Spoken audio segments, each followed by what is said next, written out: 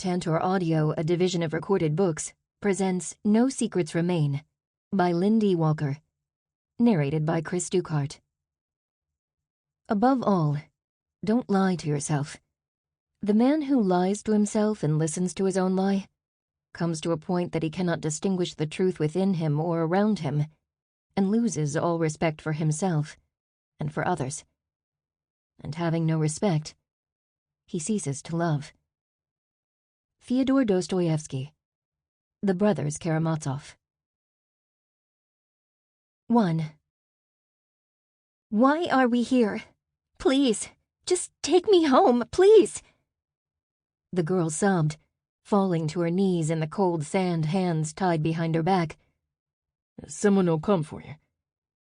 The lean, wiry man who'd carried her from the truck crouched beside her. I'm sorry. Fuck you! She screamed, spitting at him and tossing her long blonde hair, ratty and worse for wear but still somehow shimmering in the moonlight, out of her face. Do you know what my father is going to do to you? Not a damn thing. From a distance, another man shook his head, watching the other four walk away from her and climb back into their truck. I seem to have drastically overestimated his humanity. He watched her fold herself down onto the sand with the practiced strength and skill of a champion gymnast. He couldn't give her a chance to kick him. Her legs were probably stronger than most of the men in that truck put together. But he could wait. From his perch behind the Marina restaurant's dumpster, he watched her look around. They'd left her hands bound behind her. She was almost the same age as his own daughter, but far more beautiful and accomplished. And yet he would have folded like a polyester suit if someone took his kid. Chuck McClellan had laughed. Laughed. That bastard was not cutting him out of the money that was putting his kids through college and would ensure he'd be able to retire before he died. He couldn't allow that. Chuck wanted to be president, though, and he considered himself better than everyone else. Believed he was untouchable. Well, now he knew his house wasn't as safe as he thought. It had been shockingly vulnerable, come to find out. The problem hadn't even been finding people on the McClellan staff who would help him try to put Chuck in his place. It had been choosing from the variety of options that were readily offered, and concealing the fact that McClellan's daughter was the target. The staff loved the two golden-haired girls, the sports star and the pageant queen, as much as they hated the governor. He'd had to pick the one person who was hardened enough to know the truth about the mission and stomach it. And even then, multiple assurances that this was a ransom, not a kill, were required. But McClellan had forced his hand. Pushed to the line, just like always. Over the line was showing him they could get in and out of the house without a trace, and they didn't mind killing people to make their point. Disturbing the governor's sleep, his security, his sense of peace. He'd seen and done some horrific things, but this one, it was going to be the hardest. He waited. The girl got tired. Lay down, curled herself in a ball, and cried. When she'd been quiet for a long while, he left the dumpster and crossed the sand. She didn't stir as he stood over her, eyelashes fanned across her cheeks, tear tracks dried on her skin. A silencer in place, he fired 2 rounds. Her body jerked with each hit, but she never opened her eyes. She didn't feel a thing, he assured himself, cutting the ties on her hands and grabbing her feet with gloved fingers, pulling her flat on her back to the edge of the water. She just went to sleep, that's all. Pulling a small shovel from his coat pocket, he stirred up sand to obscure blood and footprints, backing up all the way to the grass and covering each of his own. They would find her in a few hours. McClellan would get the warning.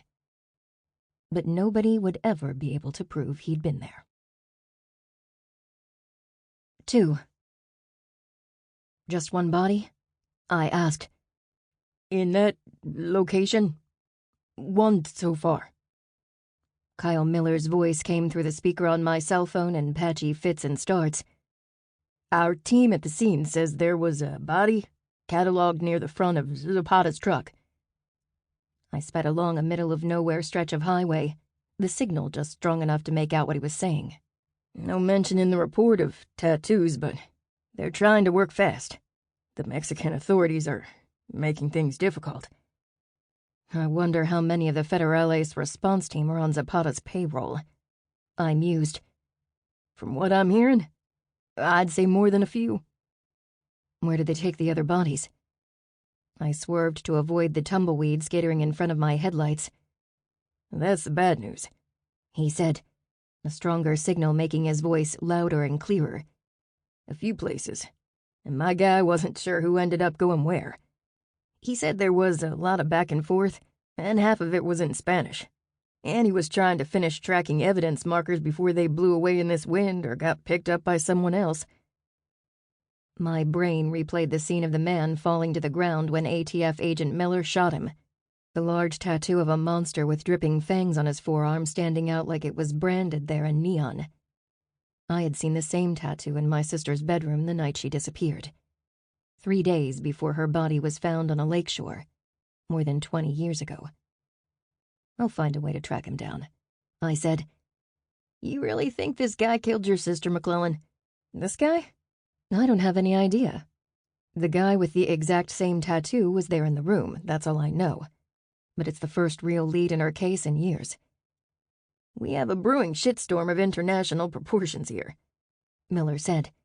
I'm not sure how much of my time that'll take for the next few weeks. I'm sorry. Miller and I had led a small team into Mexico. Jesus, was that just a few hours ago? I shook my head and blinked at the long, flat highway my old truck's tires were gobbling up, entirely too fast. We had gone with the intention of disrupting a weapons transaction between suppliers in Texas and Mexico's largest and most feared cartel. And we had done it.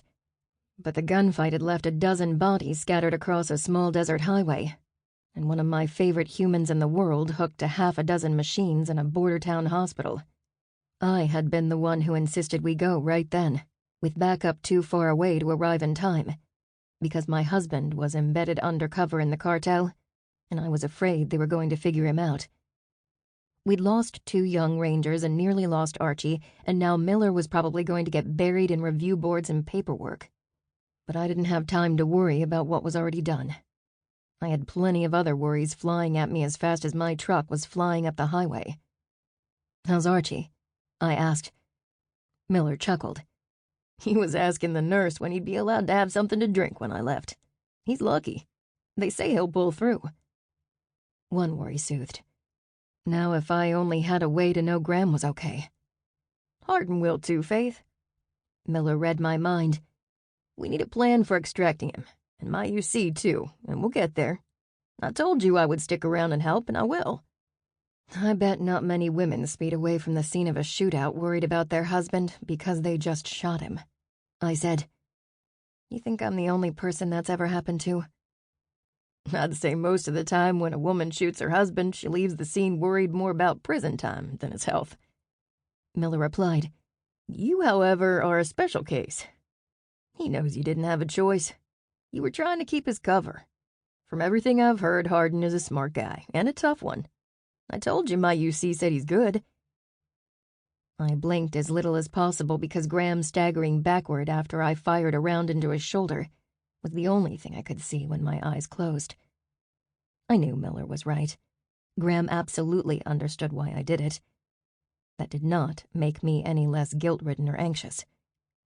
What if it gets infected? I asked. What if pigs fly in and stage a rescue attempt? Miller countered. My thing is possible and yours is not, I said. But neither is likely. Miller softened his tone. I know you've had a long, hard day, but we've got this. Take care of whatever you sprinted out of here to do and then get some sleep. Dean and I are going to find a place to crash for a while. We'll circle up after the sun comes up. Thank you, Miller, I said softly. Morgan Dean was the head of the Rangers Border Patrol Unit, and Miller was a field office director for the Bureau of Alcohol, Tobacco, Firearms, and Explosives, who'd chased this case to Virginia and back. I didn't know them well, but after the past 24 hours, I trusted them both. We've got your back, McClellan. Don't worry. I ended the call as the lights of the South Austin suburbs appeared on the horizon, pressing harder on the gas pedal and focusing on the road, wishing peace was as easy to come by as Miller made it sound. 3. Faith, there are dozens of images here of you and Graham, most of them posted by media outlets with decent firewalls and encryption. Removing any trace of them is going to take days. Hell, it may take weeks, and even then I make no guarantees about archived pages. Trey Morton ran one hand over his face as he shook his head at the Google results. Why do I have to tell you this?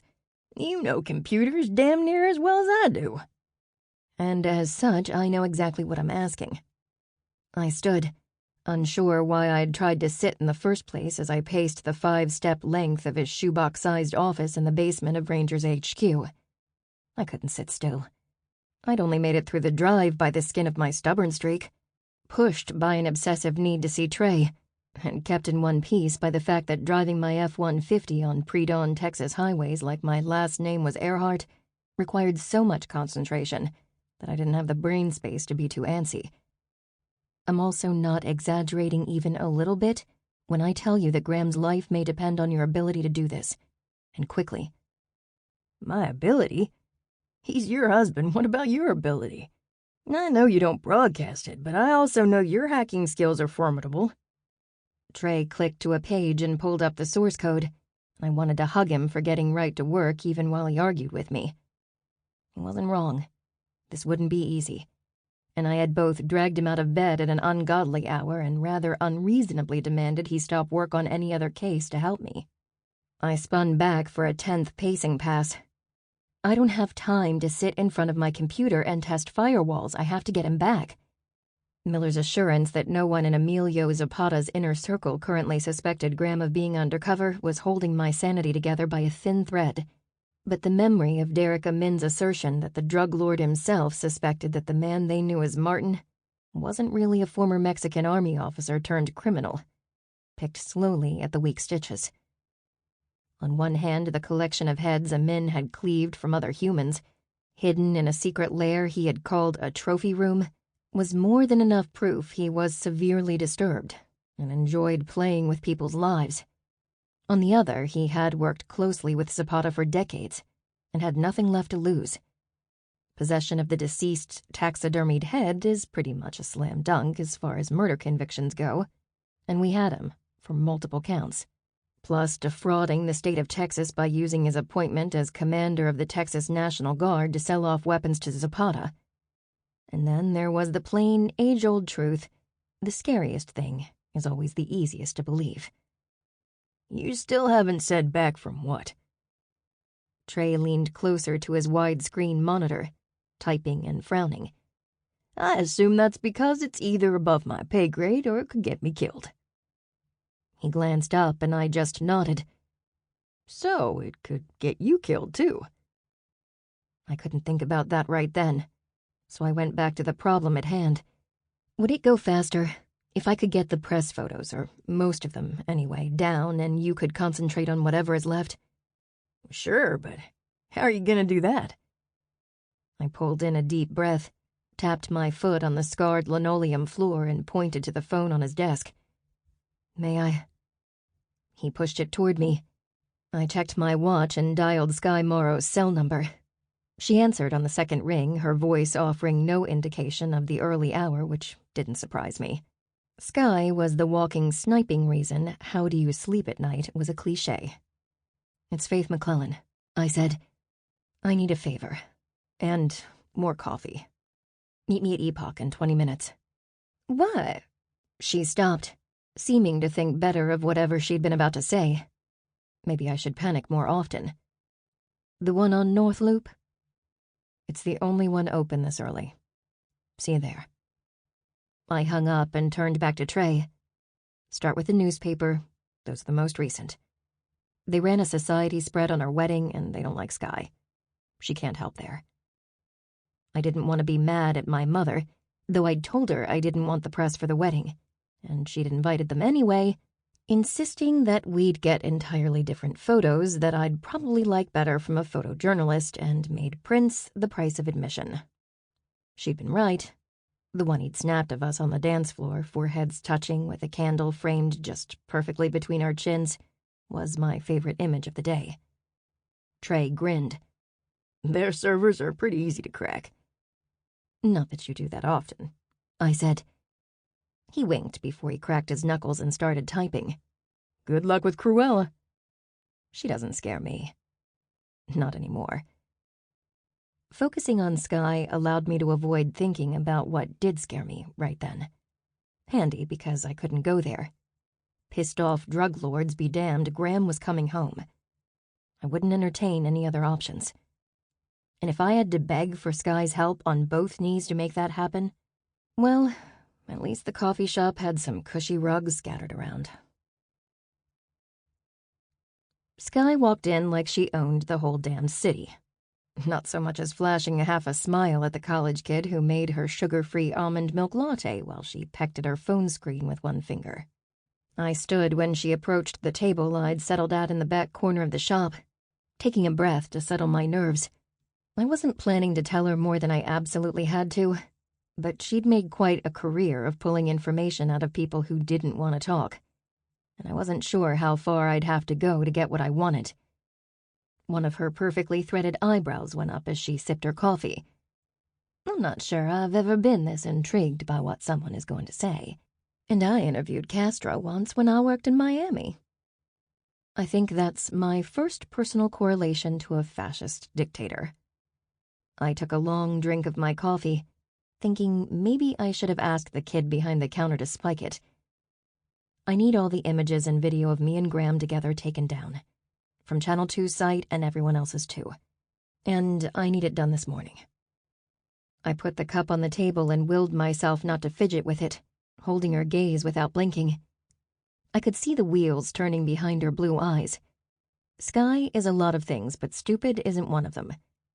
She put her coffee on the table and leaned forward, resting her elbows on either side of the cup. What's in it for me? Neither is charitable. But I was ready for that. The story, the whole story, maybe the biggest one you've ever covered. We won't talk to anyone but you. That's not going to help me get colleagues at other stations to do what you're asking. And I have no pull with the newspaper. I just stared at her, trying to keep my face as blank as I could. Offering Sky an exclusive was the best bait I had. If she was telling me it wouldn't be enough, I wasn't sure what my next play was. All I knew was that half a dozen of Zapata's men got a decent look at my face in the desert 5 hours ago, and I needed to make sure no one who thought to try to figure out who I was would accidentally find out who Graham was in the process. They wouldn't just kill him. They'd make it hurt. I'd been in Texas law enforcement long enough to hear cartel torture stories that would make normal people puke. Not happening. I leaned forward, too, and grabbed her hand so suddenly and tightly she flinched. Please, Sky. I swallowed hard. I have no one else to ask. Our cyber crew is badly understaffed and I can't go anywhere else. The fastest way to do this is for the people who put them up in the first place to take them down. I need your help. She didn't speak for a full 30 seconds, and when she did, she got right to the point. He could die then. I'm trying with everything in me to keep that from happening. I let her hands go and she picked up her cup, twisting it instead of drinking it. Sky Morrow didn't fidget. Who's after him? She looked up. Or are they after you? I can't tell you that today. I widened my eyes for effect when her lips disappeared into a thin line. I truly can't. But when I can tell someone, you'll be my first call, I give you my word. He's been gone on an undercover assignment for weeks. And now here you are, looking like hell, and asking me to erase photos of the two of you 2 hours after I got a tip that Archie Baxter was shot in Mexico last night. She tapped a manicured red nail against the cup, watching my face carefully. I knew that look. I had perfected that look. Just slightly quizzical but unruffled. She knew about Archie and wanted to see if I'd lie about what had happened, which meant I couldn't. Archie is stable. recovering in a hospital after surgery," I said, keeping my voice low and leaning in for effect. "The doctors say he'll pull through." I heaped drama on a throwaway confession to gain credibility with her. It was an easy bet that whoever tipped her off was either law enforcement or hospital staff, so she should already know Archie was recovering. She nodded slowly, etching an S in the side of the coffee cup with her nail. "And how did he get there?" "I can't tell you that," I said. "Today. I would if I could, but I truly can't. Yet." "What can you tell me, then?" She sat back in her chair and folded her hands in her lap. "I need more than a promise of a story someday if I'm gonna call in this many favors for you." "I can offer you a different exclusive today," I said, picking at a chip in the table with one fingernail and lowering my voice like this was a major concession. "Another ranger was murdered yesterday. We found him bound to a chair in a trailer in the middle of the desert, his brains blown all over the wall. There were several other bodies at the same location, all likely drug overdoses." She pulled a notebook and pen out of her bag. "The name of the officer who was killed?" "Drew Radcliffe," I said.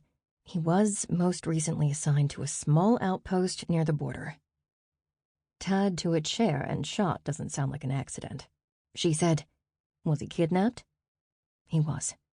"How long ago?" "Monday." "And no police reports were filed?" "We are the police, Skye." "You also like to keep attacks on the rank and file close to the vest, which I will never understand if I live to be 390. Why wouldn't you want as many people looking for your missing guy as possible?" "Huh. I'd never really thought of it quite that way before. Ratcliffe had called me to consult on a murder investigation just over a week before. Disappeared shortly after I arrived at the border and been executed in a trailer full of Gen Z wannabe arms runners. And addicts by the looks of the place when I arrived with Miller, Dean, and Archie. Probably about 24 hours ago. One more reason for Zapata's empire to crumble. Brass is always reluctant to cause a public panic," I said. "Oh, come on, Faith." She looked up from her notes. "They don't want the bad press. Even the appearance of someone having gotten the best of one of their agents is untenable. We don't always have to be mortal enemies, you know. I can help you on occasion. Like today, for instance." I nodded, not sure that would ever be true, but I needed her help. "Any survivors at the crime scene?" she asked. "One. He was part of a group of low to medium level black market gun dealers operating out of South Austin. Gavin, I can't remember the last name. Should be in a local lockup in Terrell County. I can't imagine he'll be hard to pinpoint." "So, you were down there investigating a weapons ring?" she asked, tapping one nail on the notebook before she reached for her phone. "I just saw something yesterday." She nodded, brandishing the phone. "Was this guy part of the same group?" I waved for her to hold the phone still, and she handed it to me. The brief story on the screen was a write-up she'd done about a shooting at an old metal warehouse south of Austin, where at least most of the weapons being traded were stored. "Victims Jesse Daniel Lopez, Lucas David Loban, Brandon Brown, and Michael Ann Ross," Skye said. "The report said there was an officer on scene at the time of the shootings, but only one shooting was officer involved. The officer was not specified." She watched my face with the "don't lie to me" look again. "It was me. Michael Ann took me there at gunpoint." One of Skye's eyebrows disappeared into her hairline. "Don't get too excited," I said. "She was a skinny little junkie who was trying way too hard to get her no-good asshole boyfriend to approve of her.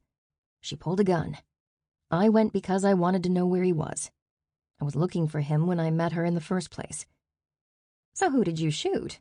The asshole?" "No. Actually, he shot himself in the crotch first, fighting with her over a gun, which was mildly entertaining in the moment, but then we called paramedics so he wouldn't bleed out, and right after they got there, Loban showed up. Walked in the door shooting heavy ammunition from an assault rifle. In full tactical gear, but I didn't have to tell her everything." She wrote as fast as I talked, then looked up, counting on her fingers. "That's not enough bodies." "Pardon?" You said they when you said paramedics. But the report lists a woman, the guy you say was the shooter, and only 2 other bodies. I assume one is the asshole boyfriend and one is a paramedic. You don't miss much, I said. You don't win almost 60 Emmys by skipping details. 2 medics showed up. One got killed, one did not. So, you took out Loban? I did. He killed the other 3. And the other paramedic? I imagine the county has her name. Which is the dead paramedic? Brandon, I said, feeling a pang of sadness as I remembered his partner saying he was supposed to be married in a few weeks. Skye put her pen down. You called me, she muttered, which means you really don't have anyone else to ask. I said that already. I tried not to snap at her, but I didn't have any more time to sit there.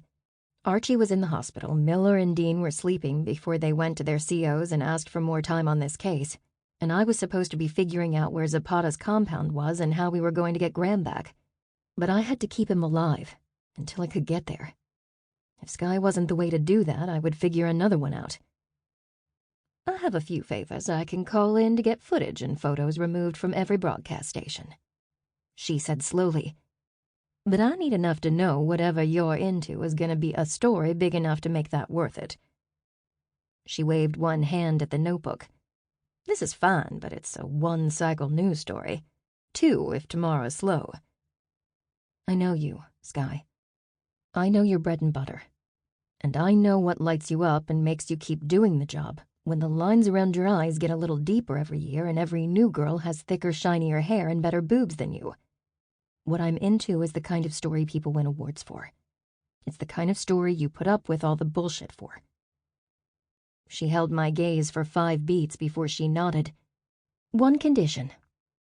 I can't promise an exclusive if this blows up. She had guts, Skye Morrow. And I'm not giving you our firstborn or anything. She wrinkled her nose and shuddered. Christ almighty, don't even joke about that. Babies are loud, messy, and smelly. I can't believe someone like you would ever consider having one. It was a figure of speech. Mostly. Graham wanted kids, and though I'd never considered it until I thought he might die, it had danced around the edges of my thoughts all the way back to Austin. Name your price, Skye. I have other shit to do today. I want you to wear a camera. Today? When whatever you're so scared of goes down.